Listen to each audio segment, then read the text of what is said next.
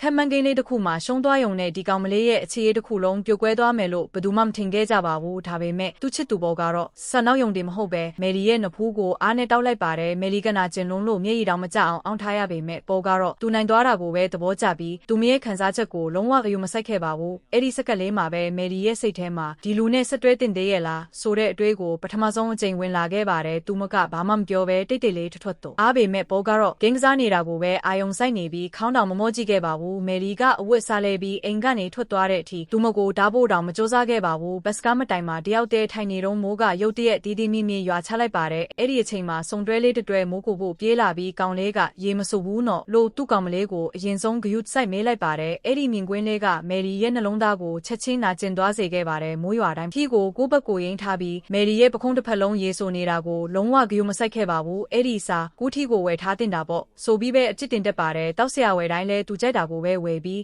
မယ်လီဘာလို့ကျင်လဲဆိုတာတခါမှမမေးဘူးခဲ့ပါဘူးအဲ့ဒီအချိန်မှာတော့မယ်လီနားလည်သွားခဲ့ပါတယ်ပေါ်ဟာသူမကိုဘယ်တော့မှမချစ်ခဲ့တာမဟုတ်ပေမဲ့ဘယ်တော့မှတကယ်ဂယုမစိုက်ခဲ့တာပါ Blog Fusion ကနေကြိုဆိုပါရစေအကောင်းဆုံးရုပ်ရှင်တွေကိုတင်ဆက်ပေးမှာပါအကောင့်ကိုလည်း like နဲ့ follow လေးလုပ်သွားကြပါဦးနောက်နှစ်အလုံးမှာမယ်လီကပ်တင်းပေါက်နာကနေចောင်းသားတွေစော့ကစားနေတာကိုမြည်ကြည့်နေခဲ့ပါတယ်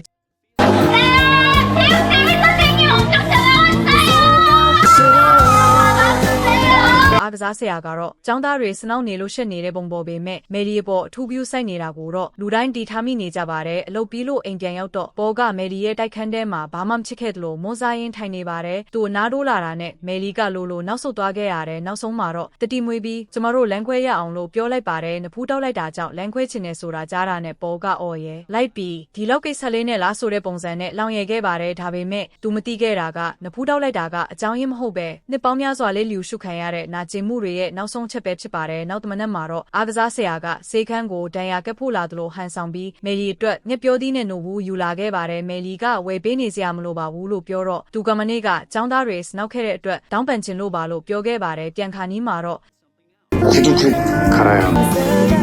제가 보니까 걷는 게 좀 불편해 보여요. 그러다가 다칩니다. 다치면 알겠어요. 갈게요. ပေါ်3နှစ်ကြာမမြင်ခဲ့တဲ့အရာကိုဒီလူကခဏလေးတွင်သတိထားမိသွားတာကြောင့်မယ်လီရဲ့နှလုံးသားကလုံးဝအကြီးပျော်သွားခဲ့ပါတယ်တစ်ဖက်မှာတော့ပေါ်ကလမ်းခွဲတာကိုလက်မခံနိုင်ပဲအလုံးမှာအာယုံစိုက်နိုင်တော့သလိုလူတိုင်းကိုဒေါသထွက်နေခဲ့ပါတယ်မယ်လီရဲ့သူငယ်ချင်းက3နှစ်တောင်တွဲလာတာကိုဒီလောက်လွယ်လက်လွတ်လိုက်တာလားလို့မေးတော့မယ်လီကတိတ်လေးသူကငါ့ကိုဘယ်တော့မှတန်ဖိုးမထားခဲ့ဘူးလို့ပဲဖြေခဲ့ပါတယ်တကယ်နာကျင်စေခဲ့တာကနဖူးတောက်ခံရတာမဟုတ်ပါဘူးကိုချစ်ဆုံးလို့ထင်ခဲ့တဲ့လူကကိုနှလုံးသားကိုဘယ်တော့မှမကာကွယ်ပေးခဲ့ဘူးဆိုတာတီးလိုက်ရတဲ့အချိန်ပဲဖြစ်ပါတယ်တိတ်မကြခင်ပေါ်ကမယ်လီဟာတိုက်ခန်းရဲ့ရှုပ်ဝက်နံပါတ်ပြောင်းထားတာကိုတီးလိုက်ရပြီးအဲ့ဒီအချိန်မှပဲသူမကတကယ်ထွက်သွားတော့မယ်ဆိုတာနားလည်သွားခဲ့ပါတယ်အဲ့ဒီနေ့လယ်ပိုင်းမှာမယ်လီကျောင်းရှိကဖြတ်လျှောက်လာတော့အလုတ်သမားတယောက်မတော်တဆလွတ်ကျလာတဲ့ဘီနိုင်ကြီးကသူမစီကိုတန်းကျလာပါတယ်စက္ကန့်ပိုင်းလိုမှာပဲအားကစားဆရာကပြေးဝင်လာပြီးမယ်လီကိုသူ့ရင်ခွင်ထဲဆွဲထက်ကကယ်တင်လိုက်ပါတယ်အဲ့ဒီမြင်ကွင်းကိုမြင်လိုက်တဲ့ကျောင်းသားတွေကတော့ထက်ပြီးအော်ဟစ်အားပေးကြပြန်ပါတယ်သူ့ကိုစေခန်းခေါ်သွားပြီးဒဏ်ရာကိုပတိစီးပေးပြီးတဲ့နောက်အားကစားဆရာကပြုံးပြီး 오 선생님 다쳤으면은 저는 마음이 아팠을 겁니다. 마음 아픈 거엔 약도 없지 않습니까? ဒါပေမဲ့သူတို့နှစ်ယောက်အပြင်ထွက်လာတာနဲ့ပေါ်ကရုပ်တရက်ပေါ်လာပြီးလမ်းပိတ်ရက်လိုက်ပါတယ်အားကစားဆရာကိုချင်းချောက်ပြီးမယ်လီကိုတခြားလူကိုချစ်မိလို့ငါနဲ့လမ်းခွဲချင်တာလားလို့မေးခဲ့ပါတယ်မယ်လီပြန်လာမယ်ဆိုရင်ဖောက်ပြန်တာကိုတောင်ခွေးလွတ်ပေးနိုင်တယ်လို့ပြောလိုက်တဲ့အချိန်မှာတော့မယ်လီကမယုံနိုင်တော့အောင်ရဲလိုက်မိပါတယ်သူမဟာဘယ်တော့မှဖောက်ပြန်ခဲ့ပါဘူးဒါပေမဲ့3နှစ်ကြာမှပေါ်ရဲ့မျက်နှာဖုံးအောက်ကစစ်မှန်တဲ့လူကိုမြင်လိုက်ရတာပါသူမလို့ကျင်ခဲ့တာကလေးစားမှုတန်ဖိုးထားမှုနဲ့စိတ်ရင်းမှန်ရှိတဲ့အချစ်တစ်ခုပဲဖြစ်ပါတယ်ဒါပေမဲ့ပေါ်အတွက်တော့မယ်လီဟာလက်တွဲဖို့မဟုတ်ပဲသူလိုရှိတဲ့ချိန်တိုင်းအမိန့်နာခံပေးရမယ်လူတစ်ယောက်သာဖြစ်နေခဲ့ပါတယ်